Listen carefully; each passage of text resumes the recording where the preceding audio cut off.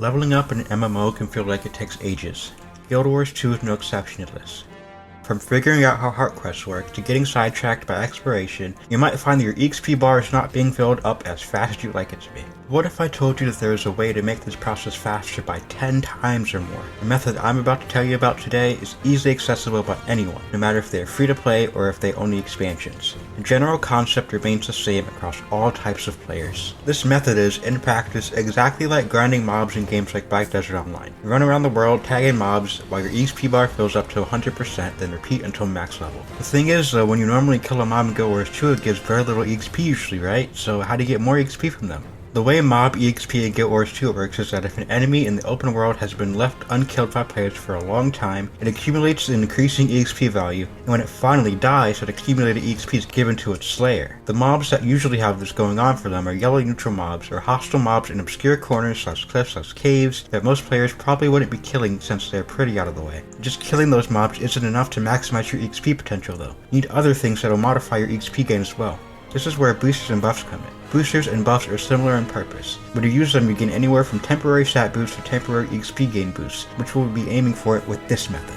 EXP booster items like the Experience Booster, Black Lion Boost, and the Birthday / Celebration Booster are items that give you a boost to the EXP you gain from your kills in combat, ranging from a 50% boost to 100% boost. These usually last from 30 minutes to 2 hours, but in the case of the Birthday Booster, that lasts 24 hours. These are powerful items to have. If you've been playing for a while, you might find that you have accumulated few of these over your time playing the game. The Experience Booster effect can be gained from the Heroic Booster, Experience Booster 2 hours, and the Experience Booster 30-minute items. These give you a baseline 50% EXP boost, but can go up to 150% because of the kill streak buff that these give you. You just need to kill 10 enemies to max it out, and kill one thing every 60 seconds to maintain it. The easiest way for an expansion-owning player to get one of these items is to use their laurels, which you can get as soon as logging into the second day of owning an expansion due to daily reset. Since free-to-play players do not have access to login rewards, if you're a free-to-play player, the easiest way of getting one of these items is to use Black Lion statuettes, which you can accumulate with keys you can get for finishing the level 10 personal story once a week,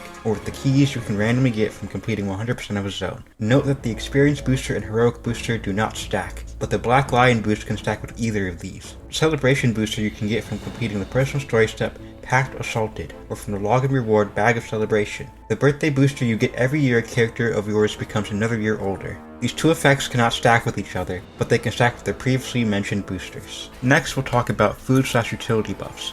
These are consumables that can be crafted, bought from various NPCs, or bought from the Black Lion trading post that oftentimes give you from 10 to 15% extra EXP gain from kills depending on the item. These are very easy to come by. NPCs sell them in the starter areas for a tiny amount of karma currency, which you gain from completing hearts and dynamic events. You can also get them for pretty cheap on the trading post as well underneath the other category. All you gotta do is sort by lowest price or lowest level by clicking on either price or level once, and there you go. Finally, we'll talk about an extra buff you can get from joining a guild that has a tavern upgrade. This is a free permanent buff you can get from an NPC named Nathan the Bartender that you can find stationed at your local bar owning guild hall. Depending on what level the bar is, the EXP buff will range from 3% to 10%. Note that you need to have the Heart of Thorns expansion to use this buff. So now that you have your buffs and boosters, you can finally get to speed leveling. This method works best if you go into a map that is slightly above your current level and aim to kill enemies that are at most 9 levels higher than you. Enemies that are higher level than you will yield more XP when killed. These higher level enemies will, of course, be harder to kill and will do tons of damage to you, but there's a way to get around this second part. You see, enemies that are higher level than you take reduced damage for your abilities that do direct damage. However, the same cannot be said for your damage over time effects like bleed, poison, and burning. In order to farm these mobs fast, you want to use weapons and armor that give you the condition damage stat. Trinkets are mostly ignorable when you're trying to level up in the base game, but do feel free to equip any of those that give you condition damage if you get any from level up rewards or random drops. When you're killing these mobs, remember to tag anything that you can if you're using the Experience / Heroic Booster.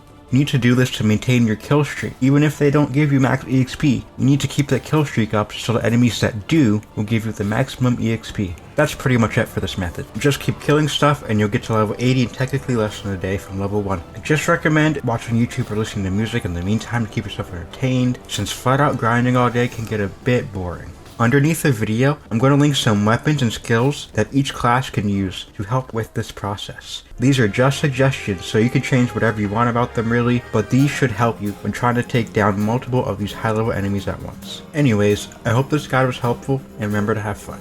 See you in game!